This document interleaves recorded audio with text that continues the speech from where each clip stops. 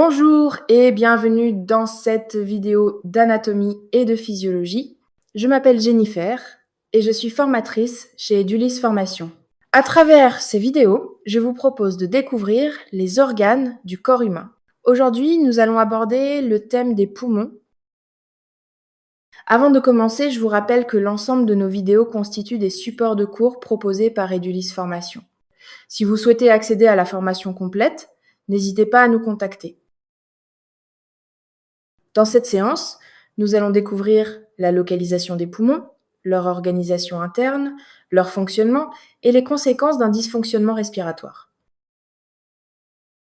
Les poumons sont des organes vitaux indispensables à la respiration. Ils permettent les échanges gazeux nécessaires à la survie des cellules de l'organisme. Grâce aux poumons, le sang se charge en oxygène et se débarrasse du dioxyde de carbone. Les poumons sont situés dans la cage thoracique, de part et d'autre du cœur. Ils occupent une grande partie du thorax et sont protégés par les côtes. Le poumon droit est plus volumineux que le poumon gauche, qui laisse de la place au cœur. Les poumons sont des organes souples et spongieux, capables de se dilater et de se rétracter à chaque respiration. Ils sont entourés d'une double membrane appelée la plèvre, qui facilite leur mouvement lors de la respiration. L'air pénètre dans les poumons par les voies respiratoires. Après être passé par la trachée, il se répartit dans les bronches, puis dans des conduits de plus en plus fins appelés bronchioles. Ces bronchioles aboutissent à de très nombreux alvéoles pulmonaires. Les alvéoles sont de minuscules sacs remplis d'air, entourés d'un réseau dense de capillaires sanguins. Cette organisation permet un contact étroit entre l'air et le sang. Au niveau des alvéoles, des échanges gazeux ont lieu entre l'air et le sang. L'oxygène contenu dans l'air inspiré passe dans le sang. Dans le même temps, le dioxyde de carbone présent dans le sang passe dans l'air. Ces échanges sont rendus possibles par la finesse des parois alvéolaires et la richesse du réseau capillaire. Ils permettent au sang de devenir riche en oxygène et d'alimenter les cellules de l'organisme.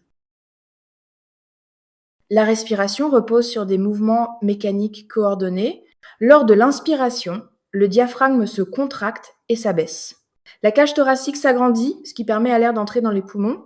Lors de l'expiration, le diaphragme se relâche. Les poumons se rétractent et expulsent l'air chargé en dioxyde de carbone. Chez un adulte au repos, ces mouvements se répètent environ 12 à 20 fois par minute.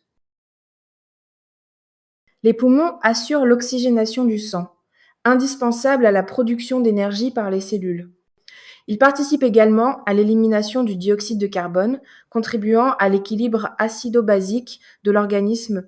Un bon fonctionnement des poumons est essentiel au fonctionnement des organes vitaux, notamment le cerveau et le cœur. Sans un apport suffisant en oxygène, les cellules ne peuvent pas assurer leur fonction. Lorsque les poumons sont atteints, les conséquences peuvent être rapides et graves. Les infections respiratoires peuvent perturber les échanges gazeux. Les maladies chroniques, comme l'asthme ou certaines atteintes des bronches, entraînent une gêne respiratoire progressive. D'autres pathologies peuvent provoquer une accumulation de liquide ou une obstruction des vaisseaux pulmonaires. Ces troubles montrent l'importance vitale des poumons dans le maintien de l'équilibre de l'organisme. Les poumons ne fonctionnent pas de manière isolée. Ils travaillent en étroite relation avec le cœur, qui assure la circulation du sang. Ils fournissent l'oxygène indispensable au cerveau, au foie, aux reins et à l'ensemble des tissus. Le bon fonctionnement des poumons conditionne donc celui de tous les autres organes vitaux. Voilà, nous arrivons à la fin de cette séance sur ce sujet. J'espère que ces explications vous auront été claires et utiles. On se retrouve très bientôt pour une nouvelle séance.